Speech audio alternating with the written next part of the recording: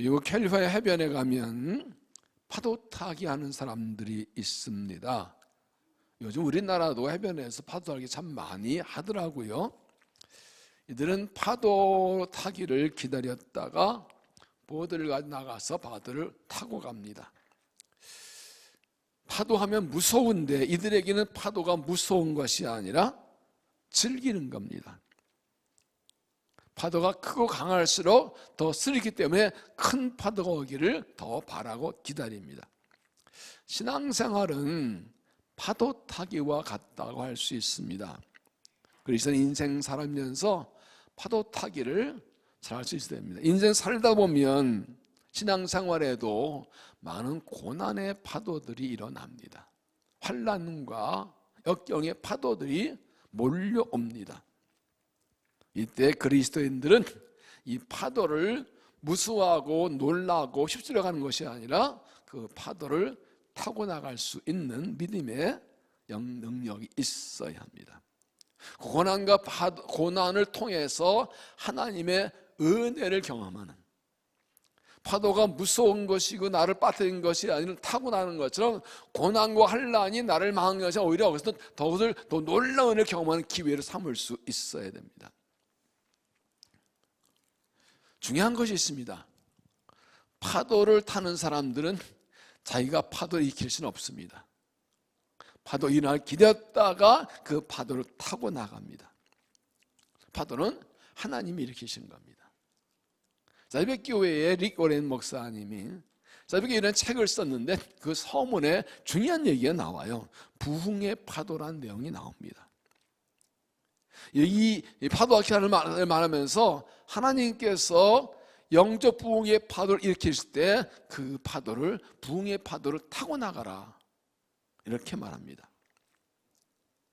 영적 부흥은 사람이 일으키는 것이 아니라 하나님이 주시는 겁니다. 사람이 애쓰고 노력한다는 것이 아니라 하나님이 일으키는 겁니다. 그런데 하나님이 그 파도 일으키기를 간절히 구하고 하나님께서 영적 파도 일을 언제나 기다리고 있다가 그 부흥의 파도기라면 얼른 타고 나가라는 것입니다. 여기 뭘 말합니까? 하나님께서 영적 부흥의 파도를 일으키실 때 그것을 타고 나는 사람도 있고 타고 나가지 못하는 사람도 있다는 것을 말합니다. 파도 타는 사람들은 평소에 파도 타기를 연습을 많이 합니다. 훈련을 많이 합니다. 준비를 많이 합니다. 그래서 파도가 타면 아예 그걸 타고 나가고 즐깁니다. 그런데 준비된 사람은 파도를 탈 줄 모르고 파도에 휩쓸려 빠져들어갑니다. 우리도 하나님께 영적 부흥의 파도를 일으켜 주실 간절히 구해야 되고 그 파도, 부흥의 파도를 타고 나갈 준비와 훈련을 해야 됩니다. 그리고 그 부흥의 파도 일어날 때 그것을 타고 나갈 줄 알아야 됩니다. 하나님께서 부흥의 파도 일으킬 때가 있어요. 기도하라 하실 때가 있어요. 그럼 그 기도의 파도를 타고 나가야 돼요. 말씀 파도를 이길 때 그 말씀의 파도를 타고 나가야 돼요. 은혜의 부흥을 줄 때 은혜의 파도를 타고 나갈 수 있어요. 축복이 올 때 축복을 타고 나갈 수 있어야 돼요.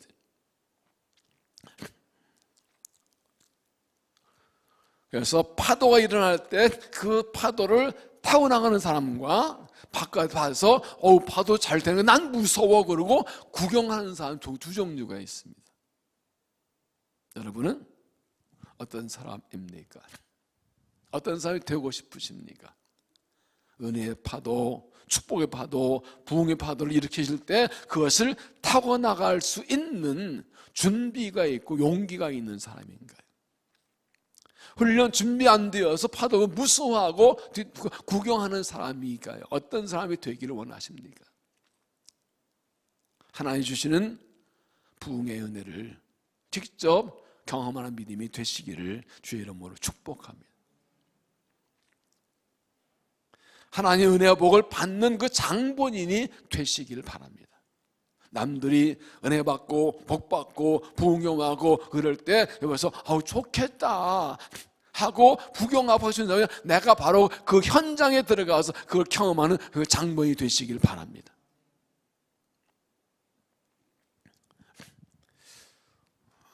내가 새벽에 말씀드린 것 같은데 토미 테니 목사는 하나님의 몸뚱이 기도라는 그 책에서 이렇게 말합니다. 하나님의 갑자기는 우리의 간구로 이루어진다. 하나님께 간절히 기도하고 매달리고 기도하고 어느 날 갑자기 딱 응답하실 때가 있다는 거예요. 그리고 갑자기라는 그 하나님의 반전이 그냥 되는 것이 아니고 우리의 간구의 응답으로, 하나님께 은혜를 간절히 구하고 소하고 매달리되 그 응답으로 남들 보기 갑자기 같지만 그 뒤에는 간절한 기도가 있었다는 거죠. 다시 말하면 은혜 주시기를 간절히 기도하고 사모하는 사람이 은혜를 받는다는 거예요. 정말 하나님의 은혜를 간절히 사모하고 간절히 기도하고 구하는 그런 믿음이 없는 사람들은 남들이 간절히 기도 매달려서 은혜 경험하고 부흥 경험할 때 구경하게 되는 거예요. 오늘 갑자기 뭔 일이 났네? 아니요. 정말 은혜를 사모 간절히 사모 부러지는 기도가 있었다는 것이죠. 기억하십시오. 하나님의 갑자기는 갑자기가 아니라 그 간절히 사모 구하는 사람들 하나님께서 남들 갑자기 같은 은혜를 주신다는 겁니다. 여러분, 눈송이 하나의 무게가 얼마나 될까요? 몇 그램쯤 될까? 눈송이 하나의 무게가. 지난주에 강원도에 눈이 엄청 왔다고 그래요. 60cm까지 왔다고 그래요. 어느 목사님이 지난주에 강릉에 갔다 왔는데 나무까지 눈이 쌓여가지고 막 휘청휘청 하더래요. 이 나무까지 눈이 가득 쌓여 나무가 부러지듯 말 듯 하다가 눈송이 하나가 땅 들어가니까 톡 부러졌대. 나무가 부러지듯 하다가 무게가 하다가 정말 부러질 만한 무게에 눈송이 하나만큼 모자라다가 눈송이 하나가 안 내려가니까 뚝 부러졌대요. 이거 마치 물이 펄펄 끓는데 99도가 안 끓다가 100도 되면 팍 끓는 거가 똑같다. 하나님 일하시는데 그래요. 때가 되고 분량이 차야 돼. 아무리 기도하고 기도 안 되는 것 같은데, 아무리 사모를 안 되는 것 같은데 하나 원하시는 기도의 분량이 차고 믿음의 분량이 차면 그때 갑자기가 이루어진다는 거예요.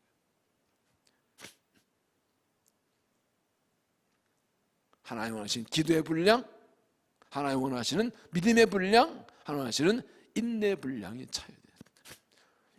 이렇게 끝까지 기도할 수 있어. 끝까지 믿고 실망하지 않을 수 있어. 믿음 없으면 실망하고 중간에 포기하거든요. 기도도 안 되네 그러고 정말 포기해버린다고. 끝까지 인내할 수 있어. 세 가지의 기도의 분량, 믿음의 분량, 인내의 분량.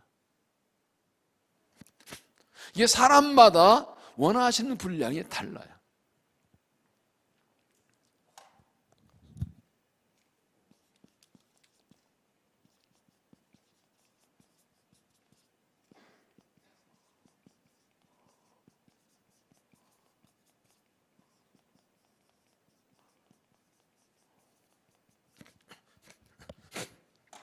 시편 8편에 나의 눈물을 주의 병에 담으소서라는 말씀이 있습니다. 주의 병에 내 눈물이 가득 찰 때 응답이 된다는 뜻입니다. 사람마다 요구하신 기도들이 다 달라요. 저 사람과 나는 달라요. 내 각기 믿음이 다르거든요. 한 사람마다 원하신 믿음의 분량이 달라요. 어떤 날 조금 기도, 어떤 날 오래 기도해야 되고, 어떤 작은, 어떤 큰 믿음 요구하시고, 인내 분량도 달라요. 그 어떤 문제, 기도 제목마다 분량이 다 달라요. 중요한 것은 그때까지 믿음으로 기도하면서 기다리는 것입니다. 이건 뭘 말합니까? 중간에 자꾸 그만두게 하려는 유혹이 많이 들어온다는 거예요. 기도를 그만두고 인내를 믿음을 포기하고 싶은 거로 아유 기도해도 안 되는데 뭘 기다려도 안 되는데 뭘 지금까지 했는데 누구는 한 1년 했는데 한 달 했는데 2달도 안 되네? 자꾸 비교하게 만들고 그래서 믿으면 기다리고 못 믿으면 못 기다립니다. 하나님의 약속을 믿고 은혜를 사모하고 간절히 부르시어 응답하셔 분량을 채웁시다. 사도행전 4장 31절 보면 이런 말씀이 있어요. 빌기를 당하며 모든 곳이 진동하더니 우리가 다 성령에 충만하여 담대 하나 말씀을 전하여. 베드로 요한이 성전 미문에서 나 못 건 사람을 고쳐준 것에 잡혀서 위협을 받습니다. 담대히 대답하고 나왔습니다. 그래서 교회에 가서 이 유대 위협을 말하니까 그들이 모여서 간절히 소리질러 기도합니다. 담대 복음 전하라. 그렇게 빌기를 다하며 기도가 마침에. 근데 이 말의 또 하는 뜻은 빌기하면 기도의 분량을 채우매라는 뜻이 있어요. 어느 때까지 매달려 기도하고 간구하고 인내해서 하나님 약속 은혜를 받고 부흥을 경험하고 쓰임받는 믿음이 되시기를 바랍니다. 그래서 하나님 일하시면은 때가 있고 하나님 일하시면 흐름이 있어요. 하나님 은혜 주실 때가 있고 은혜의 흐름이 있어요. 강에서 수영을 할 때 두 가지 방법이 있어요. 잘난 척하고 강물을 거슬러 오라는 방법이 있고 강물 흐르는 방향으로 수영하는 방법이 있어요. 어떤 게 더 편할까?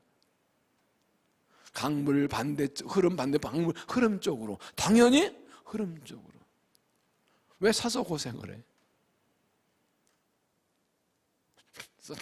하나님의 일하심의 흐름을 탈 줄 알아야 된다. 세상은 자꾸 거꾸로 가라고 그래요. 하나님의 일하심의 흐름을 알지 못하거나 알면서도 유혹을 받으면 거꾸로 치고 가다가 생고생을 하게 돼요. 은혜 강물이 흐를 때, 영적 봉이 흐를 때 그 흐름을 타고 나가서 은혜를 경험하고 은혜 쓰임받고 은총을 누리는 믿음이 되시기를 바랍니다. 지난주에 이어서 이제 말씀을 드릴 텐데, 하나님께서 타락한 이스라엘의 신앙회복을 위해서 엘리야를 하나 올리시고 엘리사가 그 뒤를 이어서 선지자가 되었습니다. 이스라엘, 북이스라엘은 아합 왕 때에 아합이 바알 제사장에 따라 이세벨 결혼해서 온 나라가 우상 숭배에 빠져 있었습니다. 하나님 엘리야를 세우셔서 나를 책망하고 3년 비가 안 오게 하시고 갈면사에서 불을 내죠. 여러 가지 방법에서 여전히 돌이키지 않고 있습니다. 근데 하나님의 때가 되어서 이제 새로운 일을 행하시려고 엘리야는 올리시고 엘리사를 세우시고 사역을 행하신 때가 되었습니다. 지난주 본 대로 엘리야는 엘리야에게 하나님 성령 역사를 갚달라 구했고, 이제 그 보면 오늘 말씀 보면 이제 엘리야가 올라가고 그리고 성령을 받습니다. 이제 본격 엘리사의 사역이 시작됩니다. 엘리사가 성령의 능력을 받고 행한 첫 번째 기적은 오늘 말씀 나오는 여리고성에 물을 고치는 것입니다. 그런데 이 물 고친 사건 앞뒤에 중요한 이야기가 하나씩 있어요. 이 세 가지가 굉장히 중요합니다. 오늘 말씀의 제목이 갑수형을 받으면인데, 하나님의 은혜를 성령을 받은 사람들이 어떻게 살아야 되느냐 하는 것을 보여주는 중요한 일입니다.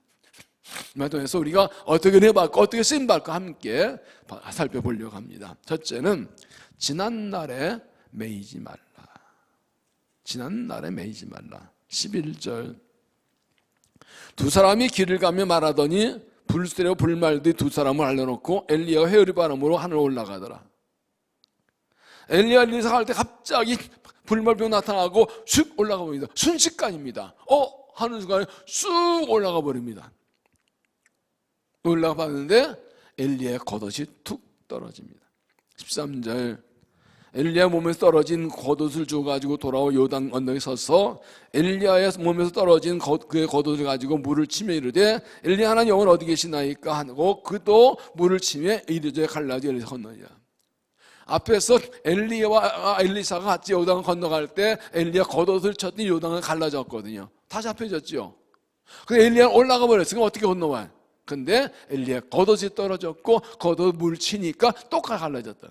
엘리야의 능력이 엘리사에게 그대로 주어진 것을 보여주는 아주 중요한 그 모습 사건입니다. 그리고 15절 보면 마지막에 여리고에 있는 선자들 제자들이 그를 보고 말하기를 엘리야의 성령이 하신 역사가 엘리야에게 이별목을 따고 가서 그 길을 가가 땅이 엎드려 그에게 경배하고, 다른 선지자들도 분명히 이걸 보고서 엘리야의 영이 임했다 하고 엘리사를 자기 지도자로 인정하고 머리 숙여 절한 것입니다. 그런데 여기까지 끝나면 좋은데 생각지 못한 한 가지 행동을 이들이 합니다. 그들이 엘리야 하늘 올라간 걸 봤음에도 불구하고 믿지 못하고 엘리야의 시체를 찾아가겠다 합니다. 16절 그에게 이르되 당신의 종들에게 용감한 사람 50명이 있으니 청하건대 그들이 가서 당신의 유진을 찾게 하도록 염려하되 여호와께 성령이 그를 들고 가 어느 산에나 어느 골짜기에 던졌을까 하나이다. 웃기지 않아요? 하나님께서 올리셨는데 이 사람들은 성령 올라가도 어느 날 갔다 하나님 떨어뜨리셨을 거라고, 어디 떨어졌을 거라고 찾아보겠다고. 이 하나님을 전혀 이해 못하고 있는 거예요.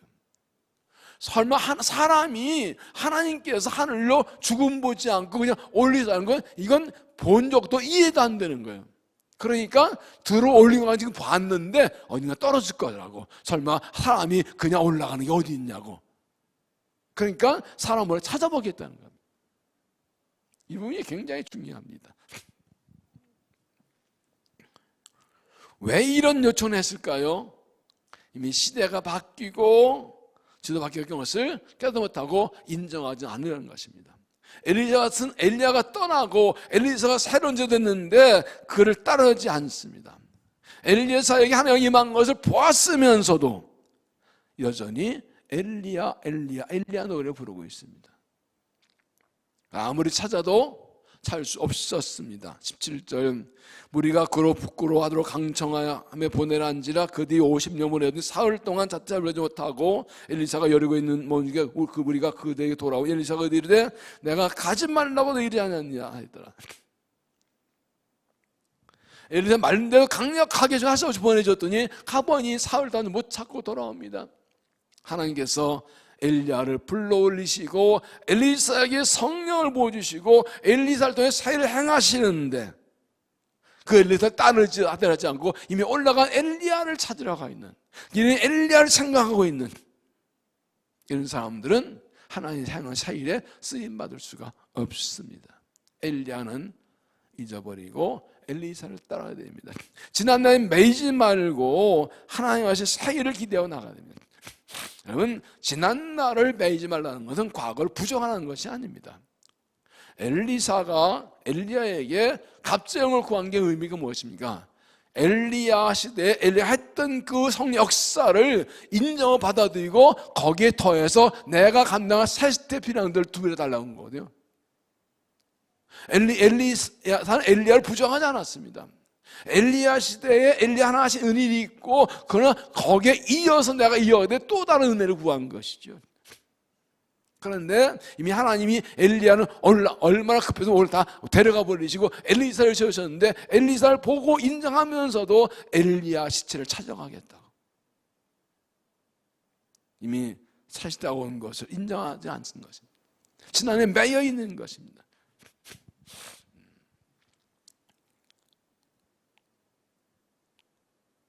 하나님께서 이럴 줄 알고 엘리야를 아예 올려버리신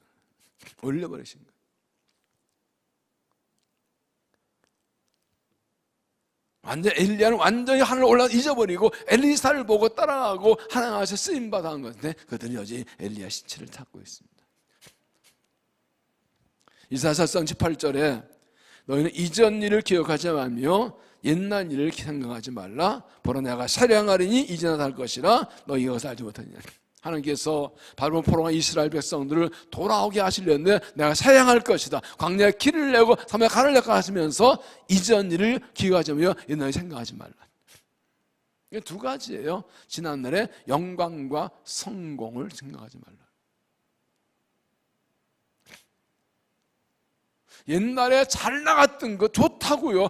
그러나 그거 인정하기 건 과거라고요.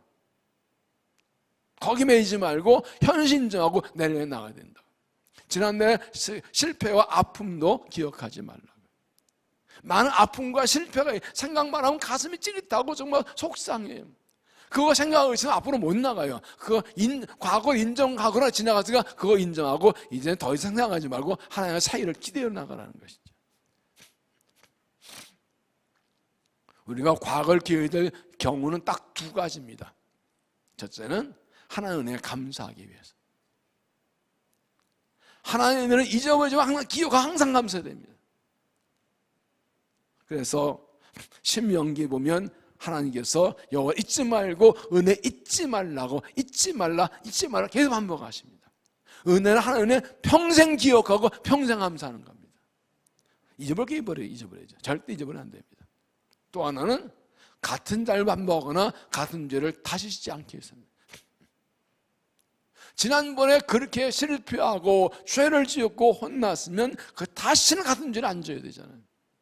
어떤 사람들은 그렇게 죄 짓고 잘못하고 실패해서 똑같은 일을 반복해요. 그게 얼마나 큰 죄인지 밤새 기억 못해서 그래요. 이 두 가지 은혜를 기억하고 은혜 감사하기 위해서 같은 죄와 잘못 반복하지 않기 위해 이외에는 과거를 기억할 필요가 없어요. 지난해 매이면 앞으로 나갈 수가 없어요. 옛날에 자랑거리도 다 지나간 겁니다. 부정한 겁니다. 인정합니다. 그러나 지금 그걸 발판에서 앞으로 나가야 될 때입니다. 하나님이 지금 새를 행하시기 때문에 그렇습니다. 18절 다시 보시면 엘리사가 그들에게 이르되 내가 가지 말라고 너에게 이르지 않았느냐. 가지 말라고 그랬잖아. 엘리야는 올라갔다고. 하늘로 올라갔다고. 이 땅에 떨어진 게 아니고 올라갔다고. 하나님이 데려가셨다고. 이제 한 시대 끝나고 새 시대가 되었다고. 새 영이 임했다고. 그래서 신앙은 항상 미래지향적입니다. 미래지향적이어야 합니다. 믿음은 하나님 하실 일을 기대어 나가는 것입니다. 지금 어떤 데인지 알고 하나님을 일하시게 하고 하나님의 사회를 일하기를 기대하고 미래를 지나 매이지 말고 앞으로 나아가는 믿음이 되시기를 바랍니다. 두 번째, 물을 고치라. 물을 고치라.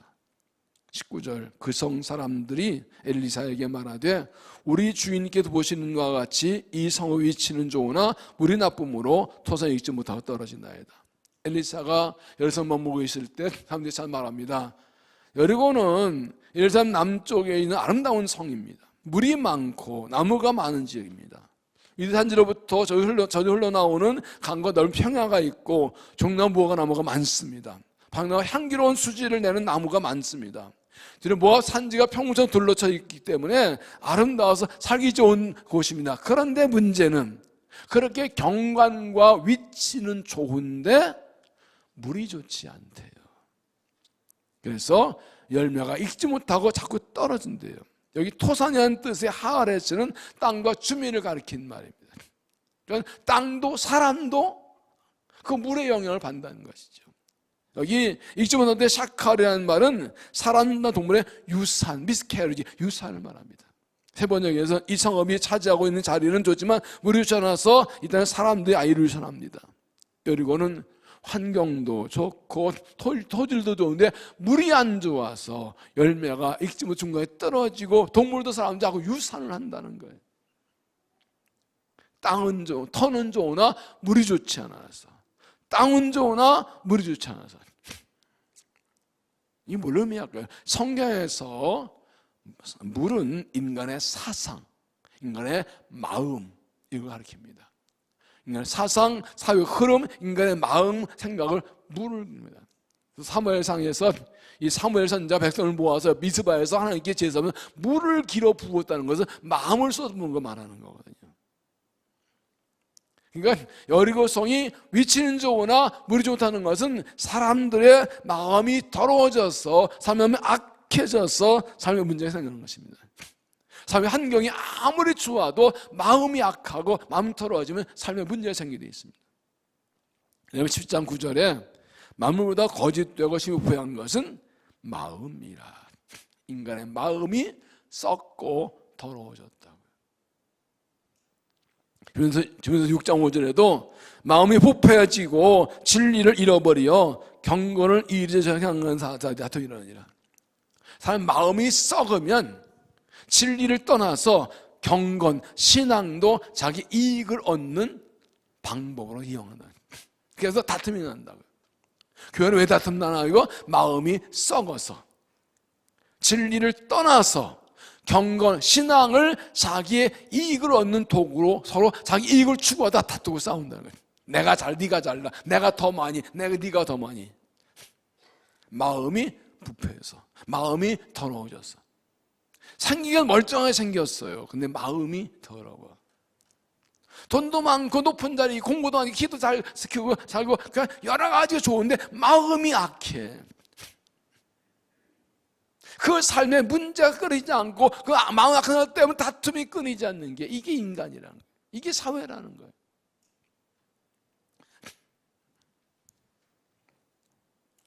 환경과 조건보다 사람의 마음이 인생을 결정하는 요소라는 겁니다. 마태복음 15장 18절에 보면 입에서 나오는 것들은 마음에서 나오니 이것이야말로 사람을 더럽게 하느니라. 마음에서 나온 것은 악한 생각과 살인과 간음과 음란과 도둑질과 거짓 증언과 비방이니 이런 것들이 사람을 더럽게 하는 것이야. 예수님의 제자들이 길을 가다가 예수님의 제자들인데 유대인들 와서 왜 손 안 씻냐고. 유대는 정결 예식이 철저하잖아요. 일단 집에 들어가면 발 씻고 손 씻는 건데 제자들이 그냥 급한 김에 그냥 먹었더니 저 유대인 해가지고 정결 안 시킨다 막 난리치는 겁니다. 더러워 죽겠네. 손 안 씻다고 밥 먹는다고. 코로나 시대에 된다 그랬나? 근데 예수님 말씀하십니다. 입으로 들어간 것이 사람을 더럽게 하는 게 아니라 입에서 나오는 것이 사람을 더럽게 한다. 입에 나오는 게 뭐예요? 말이죠. 왜 말이 더럽냐? 마음이 더러우니까 그렇다. 이 마음속에 뭐가 들어있다고요? 악한 생각, 살인, 간음, 음란, 도둑질, 거짓 비방 이런 게 들어있으니까 그에 나오는 말이 더럽고 하는 행동이 더럽다는 거예요. 마음이 문제라는 거예요. 이 말과 행동의 근본은 마음에 있다는 거예요.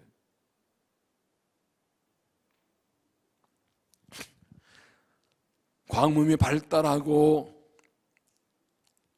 삶이 윤택해지고 편해지고 발달했는데 왜 이렇게 사회가 혼란해요? 계몽주의 시대는 사람들이 공부를 많이 하고 도덕 윤리를 많이 배우면 사람들이 깨어난다고 생각했어요. 계몽주의예요. 그런데요, 공부를 많이 했는데 여전히 왜요? 인간 마음이 약해, 타락했어. 공부를 많이 했는데 좋은 머리 가지고 다 죄를 져.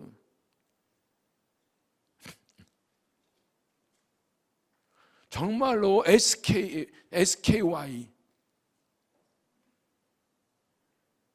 법 공부한 사람들이 법을 이용해서 죄를 짓잖아요. 양심이 무너지면 법을 어긴다고요. 법을 아무리 강하게 해놔도 천천해놔도 이 마음이 악하면 그 법을 이용해서 죄 다 진다고요. 법이 없어서 형벌이 없어서 인간이 죄를 짓나? 아니요, 마음이 악해서요. 오늘 이 사회의 모든 문제는 마음의 문제예요. 이 개인이나 가정이나 단체나 교회나 국가나 모든 죄악의 문제는 마음의 문제예요. 마음이 악하고 더러워지고 타락해서 그래요. 정치 문제도 경제 문제도 사회 문제도 가정 문제도 다 결국 마음 문제. 잘못된 사상이, 잘못된 생각들이 이 시대 흐름이 얼마나 악한지 몰라요. 사도 바울이 로마서 12장에서 이세 본받지 말라고 하는 것처럼 이 세대 흐름은 막 급격한 악한 생각, 사상들이 손먹고 있어요. 최근 2, 3년 사이에 한 3, 40년 사이에 얼마나 이 인간의 사상이 더러워지고 이 사회 흐름이 타락해 정하는지 말로 다 할 수가 없어요. 성령의 진리 비우면 딱 드러나게 됐어요. 그러므로 제도를 바꾸고 법을 고친다고 해서 해결된 문제가 아닙니다. 마음을 고치지 않고는 사람이 달라질 수 없고 세상이 달라질 수 없습니다. 그래서 어떻게 이 여리고 성의 물을 고쳤나요? 20절 엘리사 이르되 새 그릇에 소금을 담아 내게로 가져오라 하며 곧 가져온지라 엘리사가 그 물 건너 나아가서 소금을 그 가운데 던지며 이르되 여호와의 말씀이 내가 이 물을 고쳤으니 이제부터 다시는 죽음이 열매 맺지 못하며 없으게 하셨느니라 하니 그 물이 엘리야의 한 말과 같이 고쳐 오늘까지 이르더라. 왜 물건에 소금을 던졌나요? 소금을 뭡니까? 소금은 하나님의 말씀을 상징합니다. 소금의 성질은 무엇입니까? 깨끗하게 한 것과 변하지 않는 겁니다. 그래서 여기 보면 소제와 번제 드릴 때 소금을 뿌리라고 했습니다. 그래서 소금이 변하기 때문에 사람 기억할 때 소금을 나눕니다. 소금 덩어리, 소금 언약이라고 그랬죠. 근데 소금 언약이라고 설교한 적이 있었는데 소금 언약은 변하지 않는 이 약속, 우리 찍는 것처럼 약속 변제는 소금을 교환하는 것이 소금 언약이 계약할 때. 그래서 이 소금은 하나님의 말씀, 소금처럼 변하지 않는 것이지요. 이사야 8절에 불은 마르고 꽃은 시드나 우리 하나님의 말씀은 영영이 서리라. 여러분, 지금 시대는요, 진리를 부정하는 시대입니다. 진리는 절대적인 거예요. 변하지 않는, 변하면 진리가 아니에요. 근데 지금은 절대 가치를 부정합니다. 상대 가치라 자꾸 진리를 무너뜨립니다. 이게 지금 현대 사회의 흐름이에요. 성경의 진리도 부정합니다. 하나님도 부정합니다. 양심도 부정합니다. 내가 좋으면 다 좋은 거예요. 내가 싫으면 다 싫은 거예요. 이게 사회 흐름이에요, 지금. 그래서 자꾸 사람들의 비위를 맞추고 삼성을 맞는데 그게 다 자꾸 또 변하잖아요. 진리는 변하지 않아요. 변한 건 진리가 아닙니다.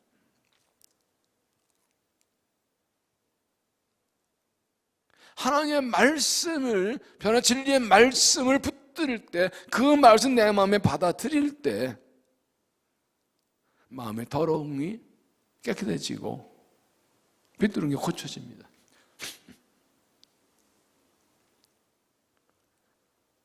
사람 마음이 악하고, 창세기 6장에도 인간의 마음이 악한 것을 하나님 보셨다고 그렇게 말했어요.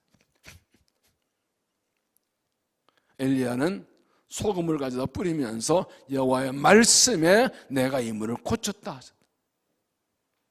여호와께서 말씀하셨다. 내가 이 물을 고쳤다. 여호와께서 말씀하셨다고 그렇게 그는 선포합니다. 하나님의 말씀이 사람의 마음을 고칩니다. 에베소 5장 26절에 곧 물로 씻어 말씀으로 깨끗하게 하사 거룩하게 하시고, 말씀을 깨끗하게 하사. 시편 107편 19절에 이 말씀이 있습니다. 이에 그들의 고통 때문에 여호와께 부르짖으면 그가 그들의 고통을 구원하시되 그가 그의 말씀 보내어 그들을 고치시고 위험한 점을 건지시는. 하는 백성이 고통 당할 때 부르짖었더니 구원하시는데 그 전에 먼저 말씀 보내어서 그들을 고친 후에 구원하셨다. 왜냐하면 말씀으로 마음을 고치지 않으면 또 똑같이 죄 짓고 또 고난 당할 거니까요. 마음부터 고치라는 거예요. 사사기 6장에도 이스라엘 백성이 이 미디안 족속에게 고난 당할 때 불을 기도했다는 게도 기도원을 부르기 전에 그 전에 선절보다 말씀부터 전하세요. 사사기 6장 한번 펴보세요.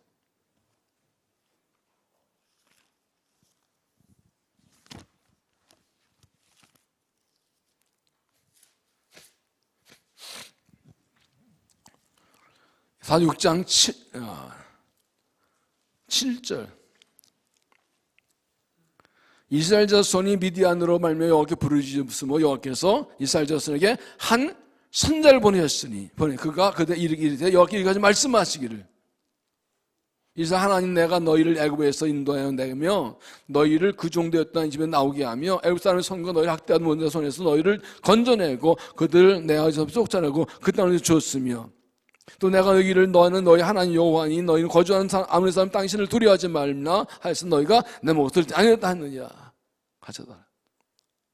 그들이 고통이 부르짖으니까 선자를 보내서 말씀을 그들의 잘못을 책망하시고 그 후에 다 이어지는 게 기도원을 부르시는 거예요. 이 시편 100절이 똑같은 거예요. 고통이 부르짖음에 말씀을 보내어 고치시고 그들을 구원하셨다. 우리는 환난과 고난 당할 때 살려달라고 고달고 불을 기도합니다. 그런데 마음이 고쳐지지 않으면 또 똑같이 죄를 또 고난 당할 거예요. 내 마음이 고침받지 않으면 똑같은 게 계속 평생 반복될 거예요. 그래서 하나님이 말씀을 주신 거예요.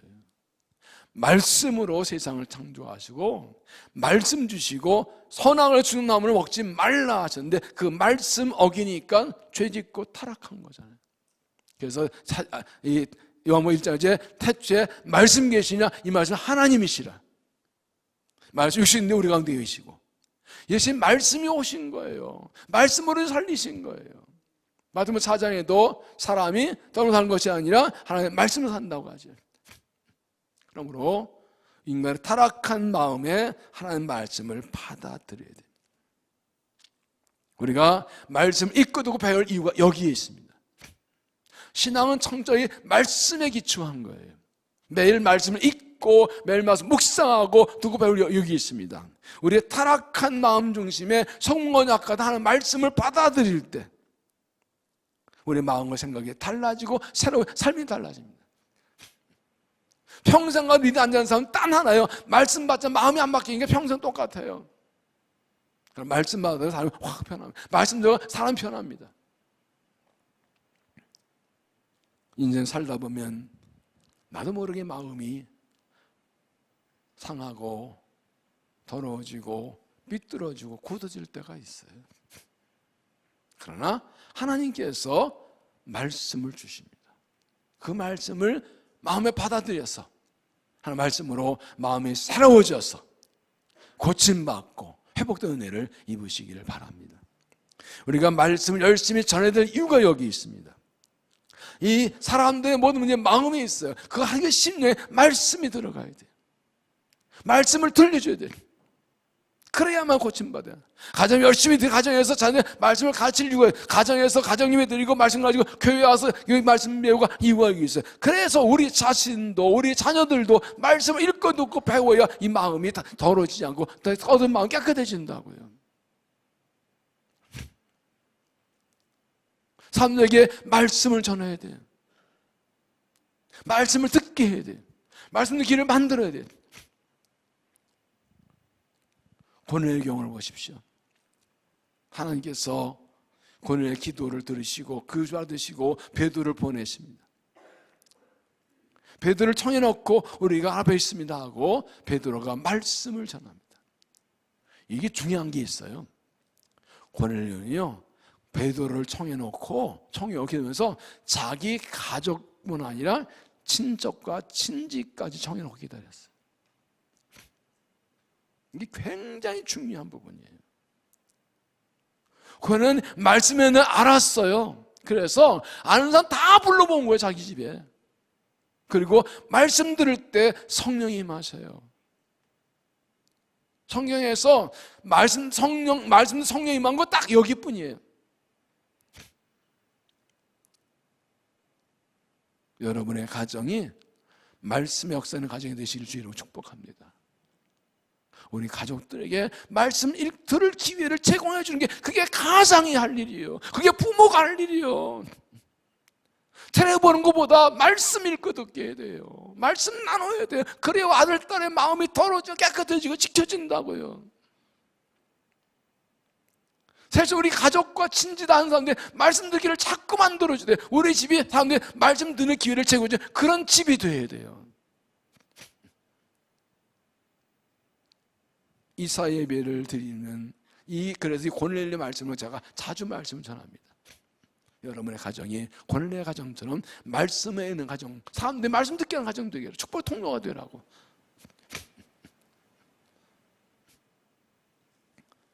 에스라서나 느헤미야를 보면 에스라서 그랬죠. 성벽을 세운 후에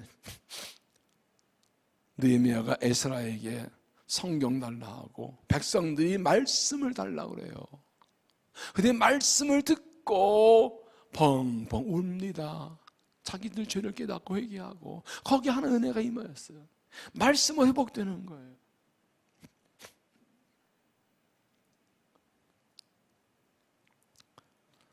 오늘 버전 하나님의 말씀 내 마음에 받아들이십시오. 시편 1편에 신약의 신문나무가 시조절매 맺는 것처럼 말씀을 계속 받아들이면 깨끗해진 거예요. 양털 씻어봤어요. 양털이 깎아가지고 오래된 먼지가 쌓여서 더러워지는데, 양털을 깎지만 양들이 굴러다니니까 그거 양털을 깎은 다음에 씻어야지 팔잖아. 어떻게 씻어요? 문질러? 세탁기 돌려? 큰 그릇 담아놓고 물을 계속 부으면서 씻으면, 물을 계속 부으면서 씻으면 그 물이 넘치면서 더러운 것이 계속 나가고 깨끗한 게 남는 게 깨끗해지죠. 그릇에 더러운 물이 있을 때 어떻게 해요? 거기 깨끗한 물을 계속 부으면 더러운 게 계속 빠져나오고 깨끗해지는 거예요. 우리 말씀을 계속 받아 먹어야 더러운 게 들어와도 다 물러나는 거예요. 그래서 주의 말씀을 가까이 하는 자가 복이 있다고 그랬어요. 수많은 더러운 욕심과 정욕, 유혹, 이 난도운 생각들이 막 들어와요. 그걸 벗어내야 돼요. 마틴 루터가 말했죠. 새가 지나다니는 머리에 똥을 싸는 건 어쩔 수 없다. 불가능해. 내가 의지. 그러나 그 새가 내 머리에 둥지틀게 할 수는 없다. 생각이 들어온 거 어쩔 수 없어. 그러나 그것을 씻어내는 건 내 책임이에요. 놔두면 둥지틀어요. 요한복음 13장 2절을 보면 마귀가 이미 가난한 마음에 예수를 팔 생각을 넣었더라 그랬어요. 그러면 가난이다 왜 예수님 팔아먹었나요? 그 생각을 버리지 않았어요. 씻어내지 않았어요. 그 마음에 욕심이 있었다고요.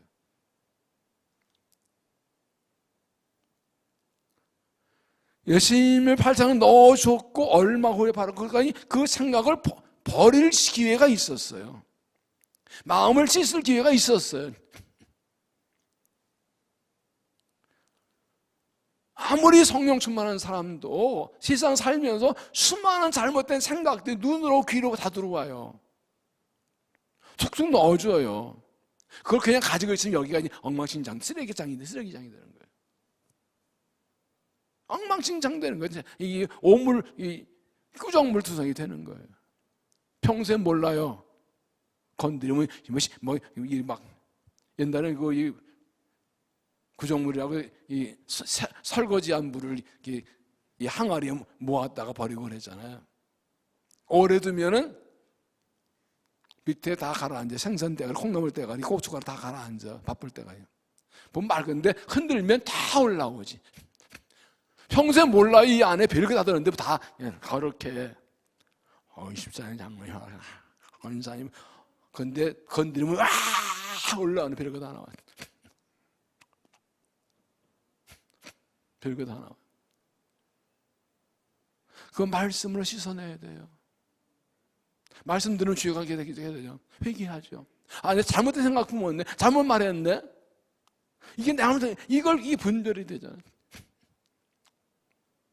그래서 교회는 마음 씻는 것이에요. 죄를 깨닫게 하고 회개하고 씻음 받는 거예요. 예배는 그거예요. 말씀과 기도로 씻음 받는 거예요. 고백의 기도 있고 말씀 듣고 기도하잖아요. 말씀에서는 내가 보잖아요. 그래서 고린도서는 말씀은 거울이라고 그랬거든요. 내 모습 비추는 거잖아요. 야고보서 1장에서 말씀을 듣고 실천하지 않는 사람은 자기 거울을 보고 잊어버린 사람이라고 그랬어요. 말씀 듣고 내 모습 봤는데 여기 뭐가 묻었는데 잊어버려 안 고치고 그냥 다니면 그건 안 보여요. 믿음이 뭐라고요? 말씀 듣고 말씀을 다 비추고 내 모습 보고 고치는 거라고요. 말씀 듣는 것은 깨닫는 거죠. 몰랐는데 내가 잘못된 생각하셨네, 잘못된 말을 한 상대 깨닫는 거예요. 양심에 화인 맞은 사람이 들으면 욕정 나오죠. 뭐요? 마음이 굳어져서 깨닫지 못하는 거예요. 딱딱 굳어가지고. 마음이 굳어서 깨닫는 하나님께서 깨트리죠. 굳어진 땅은 어떻게 깨져요? 두들겨 패야지. 중세기의 수도원에서 새로 수도사가 들어왔는데 노련한 선배 수도사가 이제 교육을 합니다. 딱딱하게 굳은 땅에 여기다 소나무 심으니까 물 좀 부어봐. 쭉 부으니까 물이 배지 않고 다 흘러가죠. 물이 안 스며드는데요. 이리 와 망치를 들고 깨트리면서 이렇게 굳은 땅은 깨트려 물이 배지. 그리고 물 부으니까 쑥 들어가요. 이것을 우리는 깨어짐의 영상이라고 부르지. 그러니까 마음 상태가 부드러워야 돼요. 그러면 그냥 받아들이기 씻어지는데 그 하나님 말씀을 듣고도 깨닫지 못한 굳은 마음이 되면 어떻게 깨트려야지 살리려면. 그러니까 마음이 항상 부드러워서 말씀을 잘 받아들이고 씻느냐, 딱 굳어 있어서 꼭 깨트려야 물을 받아들이냐 차지죠. 말씀 받아들여서 하는 건데.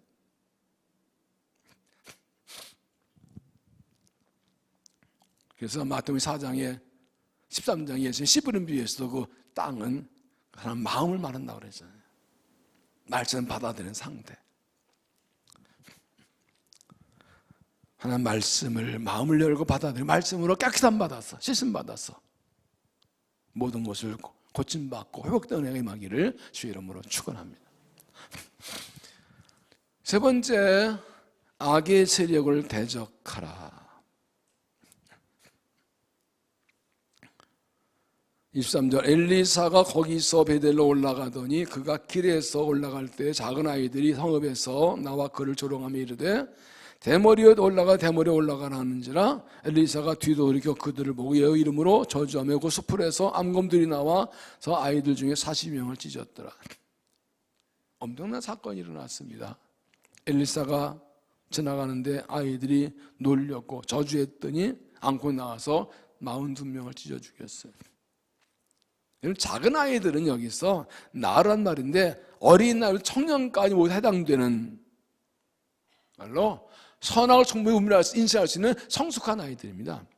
이때 여기는 청년들 말합니다. 10대, 20대 청년들입니다. 그래서 이 말은 작은 젊은 아이들 말로 10대 후반 20대 초반 청년들을 가리킨 말입니다.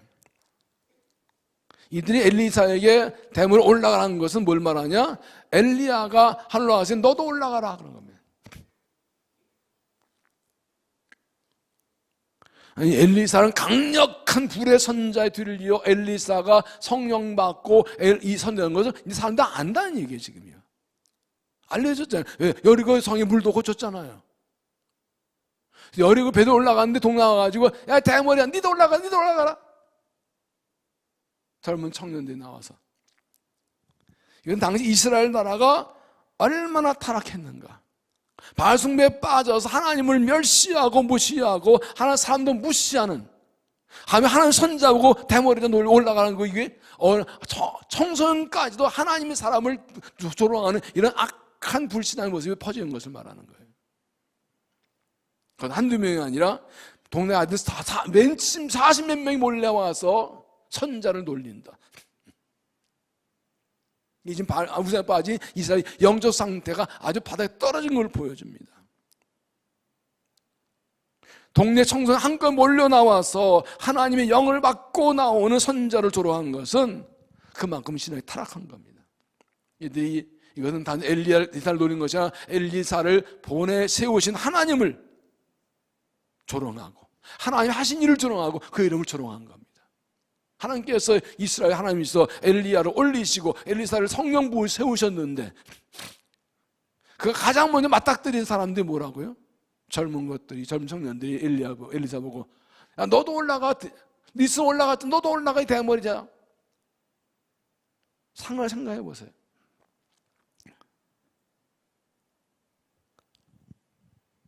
얼마나 엘리사가 당황하고 그랬을까요? 그런데 엘리사가 왜 즉시 그 아이를 저주했을까요? 너무한 거 아니에요? 엘리사 개인을 놀렸으면 무시하고 넘어갈 수 있어요. 근데 이건 하나님을 조롱한 거라고. 하나님 이름을, 하나님 하신 일을, 하나님의 사람을 조롱한 거라고요.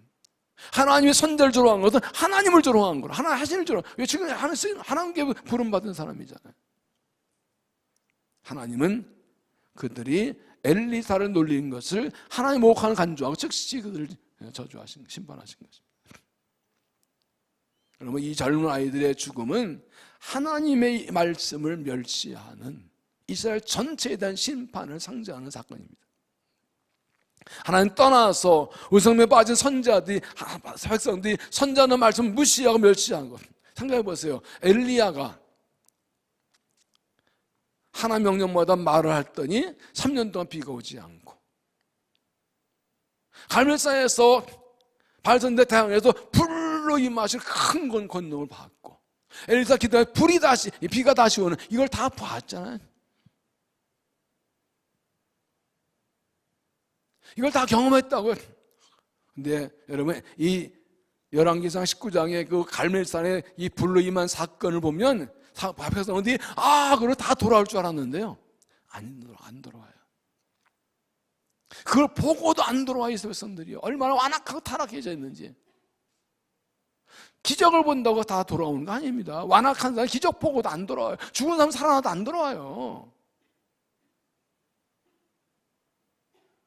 심지어 이세벨이 이 엘리야 잡아주려고 하지 않습니까? 이런 상황이니까 엘리야는 올라가, 엘리사가 성령을 받고 이 선자가 됐는데, 심지어 여류가 물을 고친 지적하는데도 여류배도 올라간 성령 가지고 야, 이 대머리에 올라가라. 아이들에게까지 불신앙 얘기가 아주 쪄들어 있는 것을 보여주는 거예요. 얼마나 안타까우셨으면 이스라엘 그 불신앙, 하나님을 고욕하고 하나님 말씀 무시하는 이들을 심판하고 아주 강건하게 엘리야 말 한마디에 그들을 심판하신 거예요.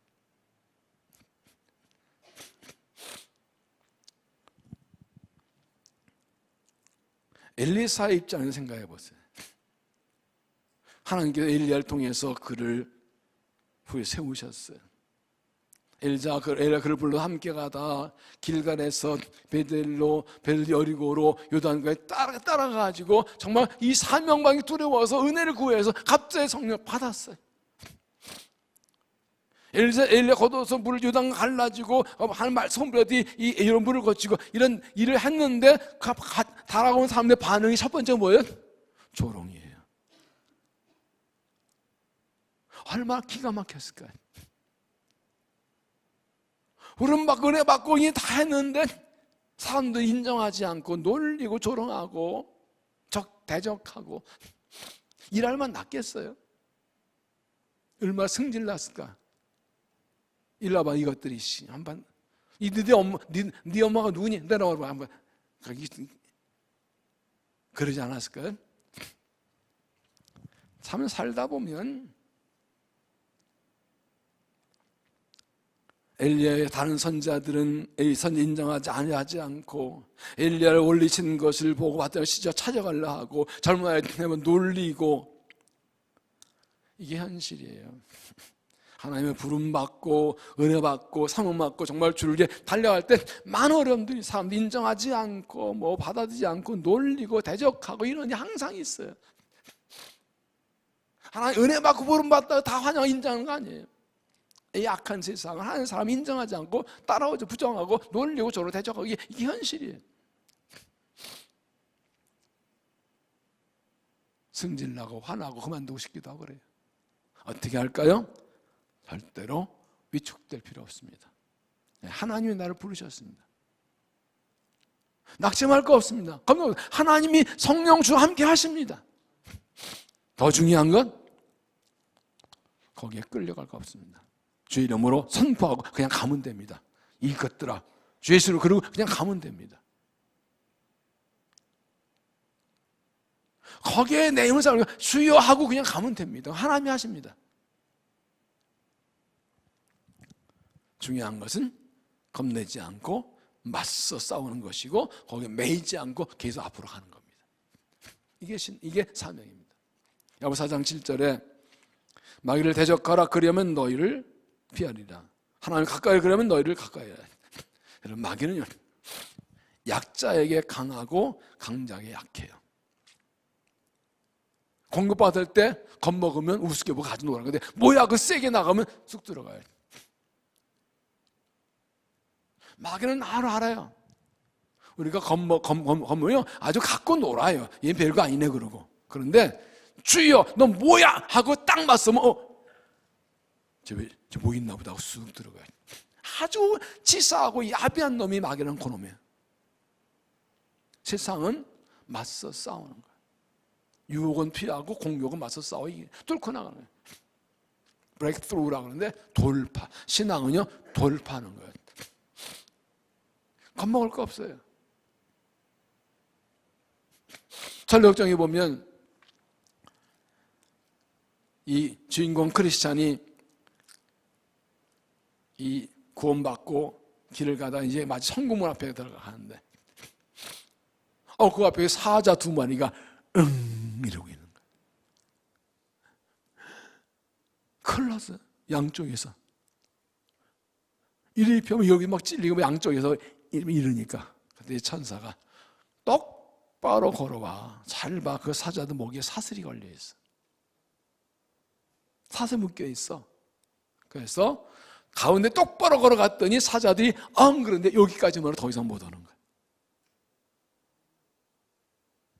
뭐래요? 아무리 난리쳐도 세상은 하나님 자녀를 건들 수 없습니다. 내가 놀라서 피하다 이쪽이 걸리고 이쪽이 걸리고 놀라 그래 이쪽이 옆에 거지. 똑바로 걸어가면 결코 우리 해칠 수 없습니다. 사도 바울이 디모데 4장에서 주께서 나와 함께 계시고 사자의 입에서 건지셨느니라. 충분히 문제 내가 흔들리니까 이리 흔들리 여기 사자 끌치고 이런데 여기 사자 끌치고 그런 거지. 내가 갖다 내 몸 바치는 거지. 똑바로 걸어가면 나를 건들 수 없어요. 고린도후서 10장 4절 우리의 싸우는 무기는 육신으로 하는 것이 아니요 오직 어떤 견고한 진도 무너뜨리는 하나님의 능력이라. 육신의 무기는 못하지만 하나님의 능력을 하면 어떤 경건은 다 깨트립니다. 마귀의 공격을 피해버리면 아예 깨트릴 수 있어요. 부수고 가요 까짓거 뭐 겁내. 주여 그러고 가는 거지. 엘리사는 이 아이들의 청년들의 조롱을 한마디로 물리치고 그냥 갑니다. 직접 상대하지 않고 하나님 이름으로 저주하고 그 일에 매이지도 않고 거기에 신경 쓰고 거기에 시간 정력 쏟지 않습니다. 그냥 주여 그러고 그냥 갑니다. 하나님이 해놓으셨어요. 지금 거기에 매여서 너 나 놀려서 내가 왜 대머리 어때서 네가 나 대머리 도와준 거 있어? 그럴 거 없는 거예요. 지금. 거기 그 걔들하고 이 말 섞고 싸울 시간 없어요. 주여 그러고 그냥 가는 거예요. 믿음의 길을 갈 때에 별간 일로 우리의 발목을 잡고 자잘한 일에 신경 쓰고 거기에 매여서 시간과 정력 낭비해서 못 가게 하는 게 사탄의 전략이에요. 내 자존심 건드리고 승질 건드리고 약 올리고 놀리고 약점 잡고 막 승질나게 만들고 심 빠지게 만들고 거기에 막 같이 대꾸하다 보면 힘 다 빠지고 거기에 신경을 할 거 못해 하다 보면 이게 마귀의 전략인 거예요. 이상하게 건드려가지고 거기에 신경 쓰고 그거 대응하고 내가 달라 너 나한테 왜 그러다 보면 그거 해결하는데 시간 다 쪼개고 할 일을 못하고 때는 지나가고. 그래서 기도가 필요해요. 기도하면 하나님께서 정리해 주신다. 내가 할게 너는 가 그냥. 내가 알아서 처리할게. 너는 계속 가. 멍청하면 거기에 빠져요. 승진을 하죠. 저기 나보고 대머리라고 그래. 내가 대머리든 네가 나 도정이 있어. 가면 하나님 사람 뭐 대머리 뭐 원래 근데 뭔데 이거 승진을 하잖아. 뭐 한번 볼래 뭐 야 좀 할 수 있는데 그냥 주여 그러고 그냥 간 거야. 그런 거 그런 자잘한 것도 잡다한 것도 그거 상대할 거 없어요. 승질나죠. 속상하죠. 하나님께 나와서 아뢰고 하나님께 보고 하고 하나님 알아서 하고 그냥 가는 거예요. 더 중요한 게 뭐라고? 사명이고 부르심이잖아요. 이 사단의 얄팍한 전략에 넘어선 많고요.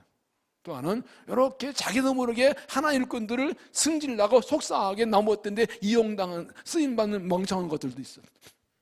저 잘난 척하다가 옳은 척하다가 그냥 하나님 사람들 마음 상하고 속상 넘어뜨리게 그렇게 자기도 쓰임받는 사람도 있어요. 얼마나 우리가 겸손해야 하고 조심해야 되는지 몰라요. 불쌍하죠. 아이고 저 인간 좀 모르고 막 쓰임받고 있네. 나 건드리지 마. 난 그냥 갈 거야. 그냥 가는 거예요. 그건 미워할 것도 없어요. 엘리사가 단단하지 굉장히 중요한 게 들어있어요. 이게 사명을 사는 거예요. 믿음 사는 거예요. 생각해보면 정말 주님의 일을 하고 믿음을 하려 했었는데 그 자잘한 이 놀림과 공격과 유혹과 이런 것들은 뭐 승질을 속상하고 막 밤잠을 이러다 시간과 노력을 다 뺏긴 적도 있잖아요. 그러지 말자고. 지금 때가 급해요. 그런데 자잘한데 신경 그런데 신경 쓰고 묶일 때가 아니라고 지금. 그게 영적 성숙도예요. 거기에 매여가지고 속상하고 승질나고 화나고 나 따지고 막 짝짝막 이러냐? 그냥 주여 그러고 맡기고 갈 수 있는 그게 영적 성숙도예요. 그게 영적 능력이에요. 나도 하나님의 사람을 그렇게 승질 건드 속상해가지고 너무 어떻게 쓰임받지 않으려고 내가 조심해. 그것도 영적 성숙도예요.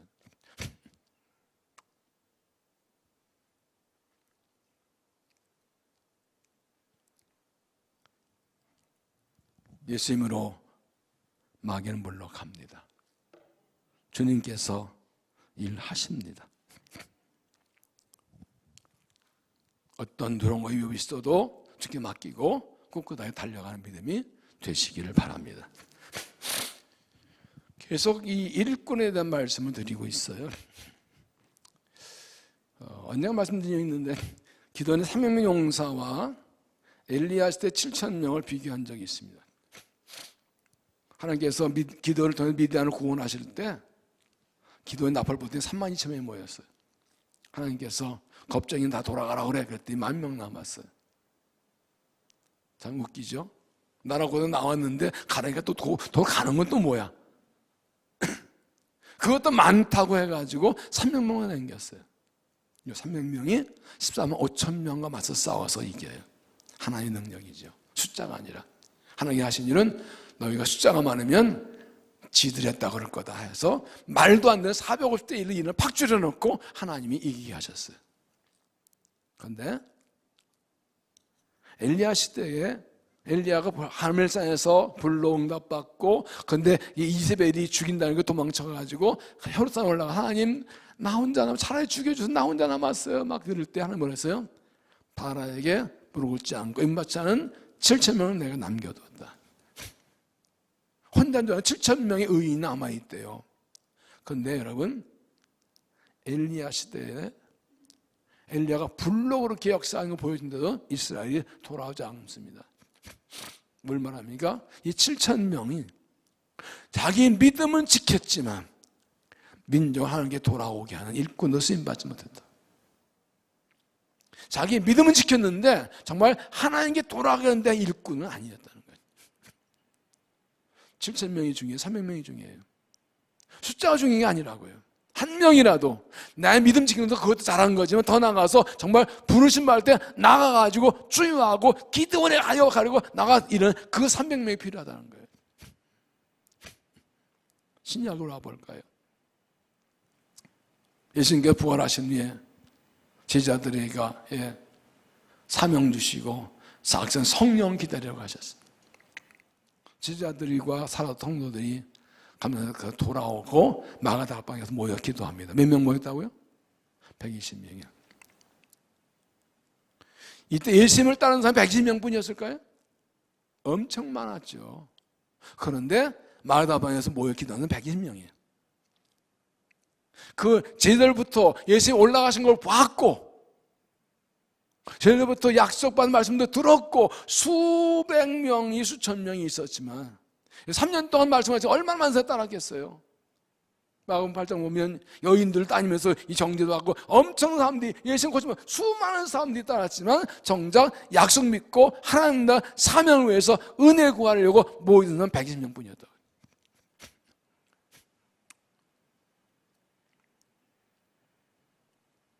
120명뿐이었다. 그 120명이 교회의 시작이 된 거예요. 그들이 사도도 은혜 받고 복음 전한 거예요. 예수님도 3년 동안에 말씀들을 많이 하셨지만 그 12제자 양육하는데 온 힘을 다 쏟으셨어요.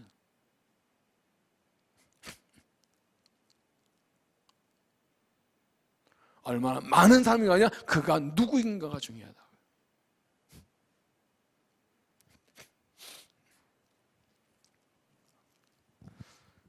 지금은 그런 때입니다. 하나님께서 역사 가운데 세를 행하실 때 하나님의 부르심을 듣고 주께 나오는 사람, 그가 쓰임받는 겁니다.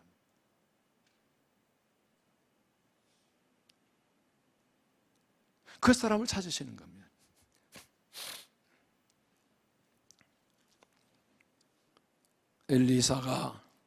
엘리야가 올림 받고 갑자기 성령 받은 후에 했던 일들을 보십시오.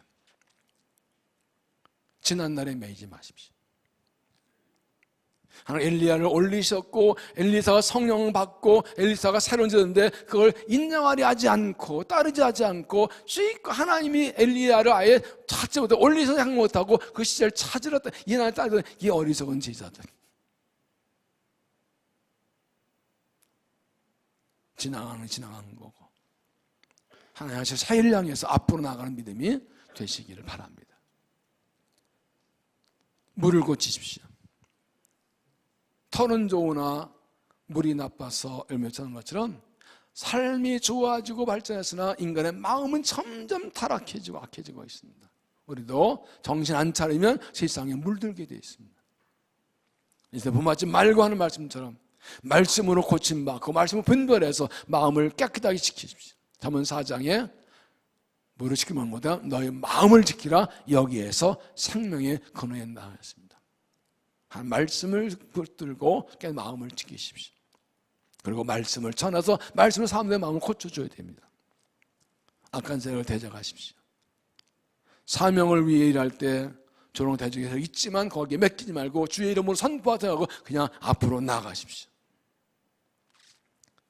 오늘 말씀을 정리하면 하나님이 사령하시다 되면 믿음의 사람들에게, 일꾼들에게 은혜를 부어주십니다. 엘리야를 올리시고 엘리사에게 성령 합전해 주신 것처럼 우리가 엘리사처럼 하나님께 갑절의 성령을 구하면 은혜 주십니다. 엘리사가 올라갈 때 엘리사의 겉옷이 떨어져서 엘리야가 하는 것처럼 하나님께서 능력으로 그 역사가 이어지게 주십니다. 그리고 엘리사가 엘리야 겉옷으로 요단을 시작하는 것처럼 하나 하신 역 계속되게 우리에게도 능력이 일하게 우리가 믿음으로 순종하다 보면 요단 갈라지는 기적을 주시고 우리에게 사용해 주십니다. 물이 좋지 않은 여리고성에 소금 뿌리는 것처럼 말씀을 전하면 말씀이 나를 고치고 세상을 사람을 고칩니다. 선자 대제자처럼 엘리사를 인자 따르지 않으려 하고 이 아주 조롱하는 적이 있지만 그러나 믿음으로 나가면 하나님이 일하십니다. 흔들리지 않고 이때 언제인지 알고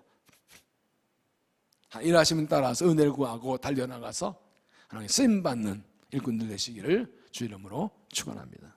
기도하겠습니다.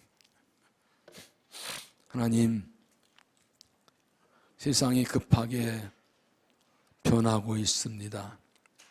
영적 환경도 빠르게 변하고 있습니다.